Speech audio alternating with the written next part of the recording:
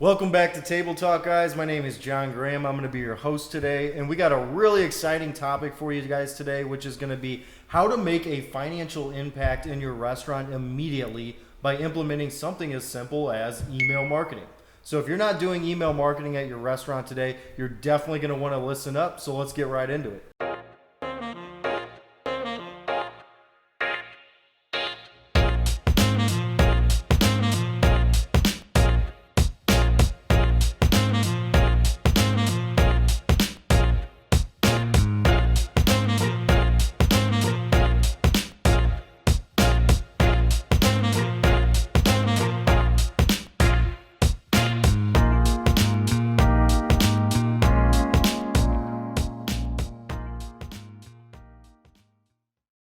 Yeah, welcome back, guys. It's Andrew, as always, and I'm going to go in and actually start to break down the numbers, and we're going to show you the financial impact that implementing some of these email marketing strategies can actually have on your business. So let's get right into it. We surveyed all of our customers, which are mostly restaurants, and we came to the conclusion that they have around 3,000 emails on file through their point of sale system. And on top of that, they're collecting about an additional 200 emails per month, give or take a little bit. And most of our customers are collecting this information natively through their online ordering. So we integrate with systems such as Clover and Square, and most of our customers are using, the Clover and Square online ordering so that they can use that customer data to retarget those people. If you're a restaurant that's only using Postmates or Grubhub or DoorDash, you're going to want to consider really looking into your native online ordering solution so that you can actually own that customer data and use the emails and names and phone numbers of these customers to reach back out to them, like we're going to explain here in a little bit. So let's get right into the numbers. As Andrew mentioned, the average Table Crunch customer has about 3,000 emails in their point of sale database when they sign up with us. So we're going to use that as kind of a benchmark here today. So knowing that the average restaurant has about 3,000 emails, we're going to assume that they're going to be sending about 3 emails per month, because that's kind of what we see as the sweet spot, to where you're not annoying your customers, but it's still impactful to get them to come back in and make that extra purchase. So with that in mind, we're going to assume they're sending 9,000 emails per month, or what would actually equate to about 108,000 emails per year, right? Yeah. Well, that's actually incorrect, and here's why. So we want to kind of drill into, if you have a restaurant that's actually collecting emails on a monthly basis, those emails that you're collecting are actually going to compound monthly to where you're actually going to be sending a lot more emails than just the 108,000 mentioned above. So let's go ahead and dive into this graph here, and we're going to kind of explain to you guys how this translates. So here we're illustrating that same average restaurant that we're talking about that has 200 new emails being captured monthly. So as you can see on the graph here, in month 1 we're illustrating they captured 200 emails. But now on month 2, they're actually going to take those 200 emails that they captured in their database on month 1, and they're going to send them 3 emails. So that would actually equate to 600 emails. But then they're also going to capture another new 200 emails per month. So now in month 2, they're suddenly sending 800 emails. And that's going to actually incrementally increase by 600 emails every single month. And if you tally that up, annually, they're going to be sending an additional 42,000 new emails based off of just collecting another 200 emails every single month. So really powerful stuff. I'm going to let Andrew kind of illustrate to you how this all breaks down. So now that we've showed you how it looks as far as your customer contacts compounding monthly and growing month over month, let's actually look at the numbers and kind of see where we land as far as how many emails are we going to be able to send per year.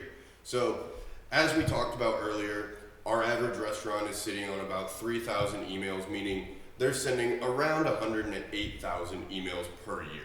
Now, that same restaurant is collecting 200 new emails per month as well. So if you add together the 200 new emails per month and the 108,000 emails that they're already sending, that's going to bring us to a grand total of around 150,000 emails sent per year. Now, it's important to note that if we're sending 150,000 emails, that doesn't mean that they're all going to get delivered or they're all going to get opened. So let's actually dive into the specific numbers so we can see how many customers are we going to actually be able to reach and how many times they're going to see these emails. Okay, so now focusing on the metrics, we're actually going to take real data from the TableCrunch platform. And the first thing we're going to throw up on the screen here is our deliverability rate for our emails. So on average, 84% of all emails sent through our platform actually get delivered, meaning that the customer is going to receive the email in their inbox. So Andrew had just mentioned that, an average TableCrunch customer, they're going to send about 150,000 emails annually. If you multiply that by 84%, that means 126,000 emails are actually going into the customer's inboxes on a given 12-month basis. Now, of those 126,000 customers, an average of about 34% of those people are actually going to open the email, which would actually equate to 42,840 customers. Now, from a marketing standpoint, that's considered 42,000 marketing impressions, because what are they doing? They're opening your email to interact with your content. It's a reminder to come back to your business.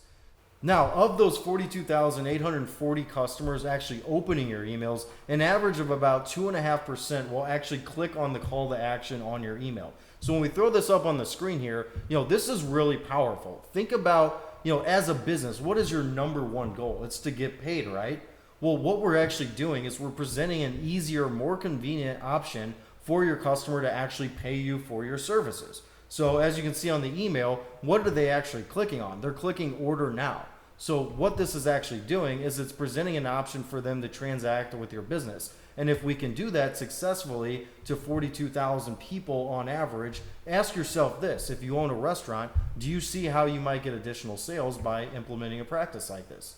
Well, hopefully the answer is yes. So now let's dive in deeper into what this looks like from a return on investment standpoint. So if we take the 42,840 customers that we're sending these emails to, and we know that 2.5% on average are going to actually click order now, that would actually equate to about 1,071 customers who are actually clicking to order through your restaurant. So in this case, you're going to have to use your own average ticket, but we're going to use the average ticket of $20 because that seems to be kind of our average for our customers.